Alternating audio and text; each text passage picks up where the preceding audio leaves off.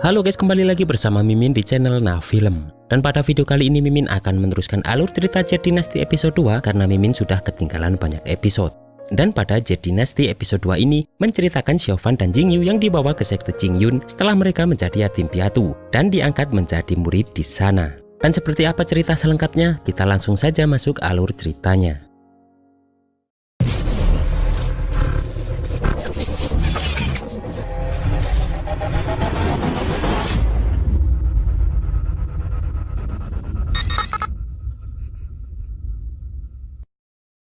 Di sini Xiaofan langsung mengecek ke dalam rumah untuk mencari orang tuanya. Namun di situ dia merasa seperti di lautan darah dan seperti perkataan paman kedua Wang bahwa memang banyak hantu yang bermunculan di situ.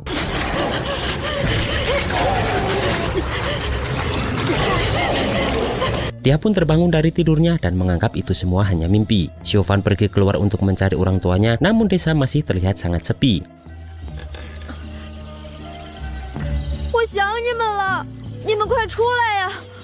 Sampai di depan gerbang, dia pun melihat Jingyu yang sedang sendirian sambil menangis. Jingyu pun langsung memeluk Xiaofan dan berkata bahwa keluarganya sudah pergi dan desa juga hilang.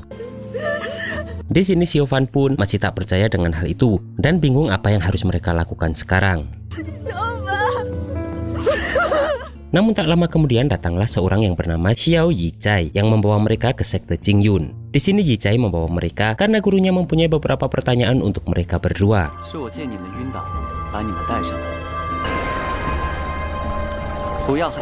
Namun di sini tiba-tiba muncullah seekor monster kilin air yang bernama Ling Zun yang langsung menatap tajam ke tubuh Xiaofan.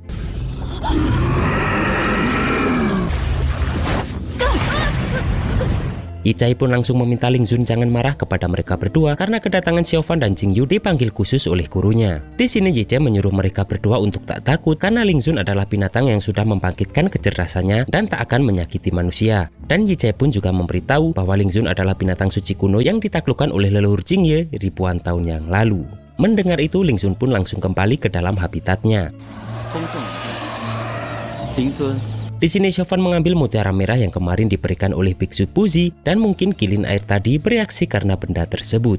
Mereka berdua pun diajak masuk ke tempat di mana semua tetua sekte Qingyun berkumpul. Di situ terlihat Master Taois Dao Xuan sebagai ketua sekte Qingyun, Chang Son dari puncak naga, Tian Buyi dari puncak bambu besar, Xu Yue dari puncak bambu kecil, Sheng Zuchang dari puncak hembusan angin, Sang Zeliang dari puncak matahari pagi, dan Master Taois Tian Yun dari puncak matahari terbenam. Yicai pun menceritakan kepada semua tetua bahwa kultivasi orang yang membunuh penduduk desa pasti tidak dangkal. Dan dari 42 rumah tangga di desa Cao Miao asal Xiaofan dan Jingyu berasal, hanya tinggal orang saja yang tersisa. Dan karena dapat membunuh penduduk dalam satu serangan. Orang yang tersisa itu adalah Xiaofan dan Jingyu serta paman kedua Wang yang sudah terlihat gila. Di sini Chang Song menyuruh Yicai membawa dua orang yang tersisa yaitu Xiaofan dan Jingyu. Setelah masuk, di sini Jingyu meminta agar sekte Qingyun mencari tahu kebenaran orang yang membantai para penduduk desa. Di sini Dao Xuan meminta mereka menceritakan bagaimana mereka bisa lolos dari kejadian tersebut. Dan Jingyu menceritakan bahwa semalam dia tertidur di rumah. Namun ketika bangun dia sudah terbaring di pohon besar di pintu masuk desa. Dan kemudian dia membangunkan Xiaofan lalu berlari kembali ke desa dan melihat seluruh desa sudah terbunuh.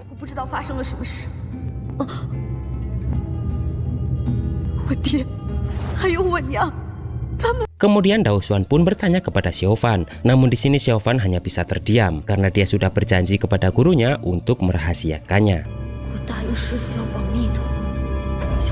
Tian Buyi pun berkata bahwa sekte Qingyun sudah berdiri selama ribuan tahun dan bersumpah untuk mengusir iblis. Namun sekarang sekte Qingyun pun tak bisa melindungi satu desa kecil pun. Di sini Dao Xuan berkata bahwa kedua anak ini sebatang kara dan sudah begitu lama ini dia sudah tak mengangkat murid. Di sini Sheng Zuchang pun berkata bahwa mereka tak boleh mengabaikan anak yatim dari desa Cao Miao. Di sini Sang Zeliang pun merasa ada kecocokan dan meminta Jingyu menjadi murid dari puncak matahari pagi. Namun Master Taois Tian Yun berkata bahwa puncak matahari pagi sudah mempunyai 200 murid. Di sini Tian Buyi pun berkata bahwa puncak bambu besarnya hanya mempunyai 7 murid. Mereka pun berebut untuk mengangkat Jingyu sebagai murid klannya masing-masing karena tulang akarnya yang bagus. Begitupun dengan Chang Song yang ingin membawa Jingyu sebagai muridnya.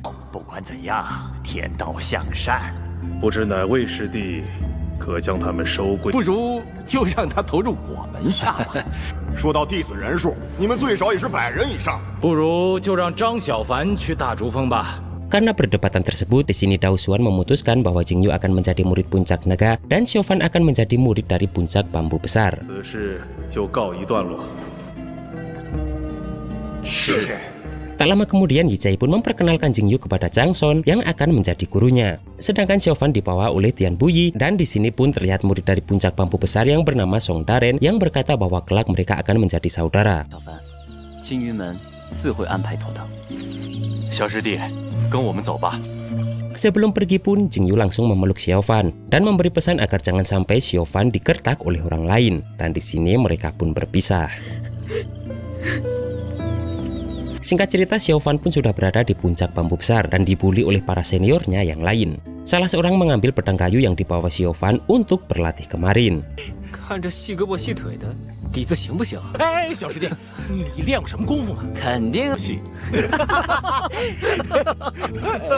还给我，别动啊！ 还给我！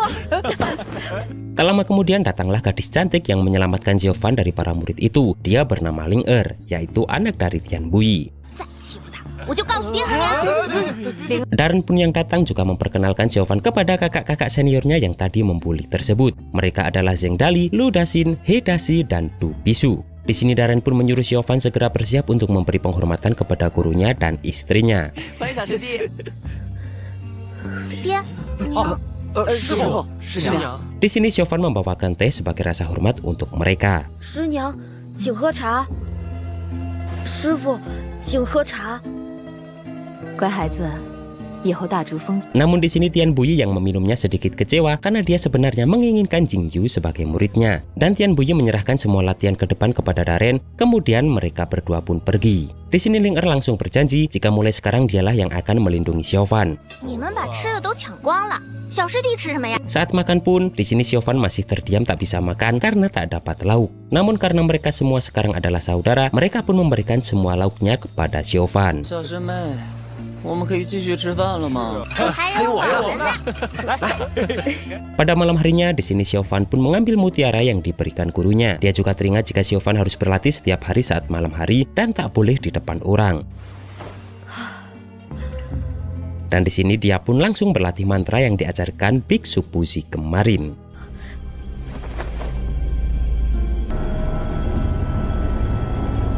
Pagi harinya Xiaofan pun pergi ke aula ketenangan. Di sini Ling Er memperkenalkan dia kepada anjingnya yang sangat besar yang bernama Dahuang. Anjing tersebut bisa hidup selama 50 bahkan sampai 100 tahun. 大黄乖，小师弟，从今往后一定要听师姐。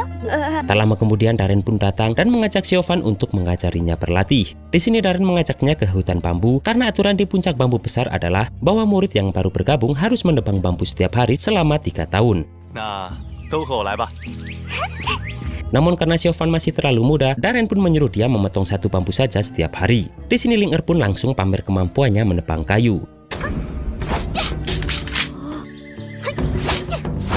Dan saat giliran Xiaofan, Daren pun menyuruh Xiaofan menebang bambu yang begitu kecil. Namun saat memotong, bambu tersebut malah terpental ke muka Xiaofan. Di sini Daren pun memberitahu bahwa itu adalah bambu simpul hitam yang batangnya sangat keras, yang sangat cocok untuk murid pemula dan untuk melatih pondasi mereka. Di sini pun setiap hari Xiaofan berlatih.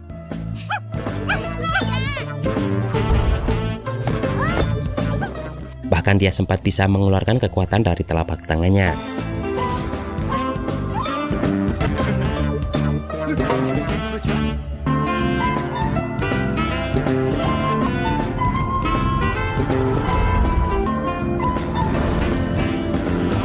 Singkat cerita, Xiaofan pun sudah tumbuh dewasa, dan bahkan Ling Er pun juga sudah tumbuh menjadi wanita yang sangat cantik.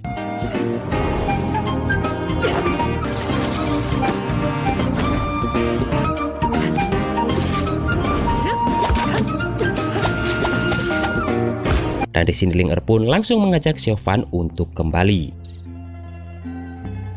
Dan segitu dulu guys alur cerita Jet Dynasty episode 2 ini.